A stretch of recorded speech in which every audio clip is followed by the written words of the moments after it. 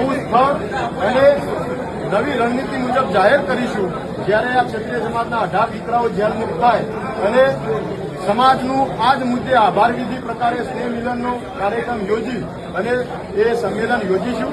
પણ હાલ પૂરતું સમાજના આગેવાનોએ જે નિર્ણય લીધો હતો એ જ નિર્ણયમાં બધા સૂરમાં સૂર પુરાવી અને એ આવતીકાલનો કાર્યક્રમ એટલે ઠાકોર દરબાર સ્વાભિમાન સંમેલન એ મોકૂફ રાખીએ છીએ. નવી તારીખ ડિક્લેર કરીશું. આજે બધા જ જે પણ સમાજ શ્રેષ્ઠીઓ પહેલા દિવસથી આ લડતની અંદર જેને પ્રતિવાર પણ યોગદાન આપ્યું છે એ બધા સાથે મળી સમાજના વડીલો, આગેવાનો, સરપંચો, ડેલિગેટ, રાજકીય આગેવાનો, સામાજિક આગેવાનો, એ સિવાયના ધાર્મિક કે તમામ ક્ષેત્રની અંદર સંકળાયેલા કર્મચારી અધિકારીથી માંડી તમામની હાજરીમાં અને યુવાનો વડીલોનું સંકલન કરી અને આવતીકાલના કાર્યક્રમ માટે નિર્ણય લેવાયો છે.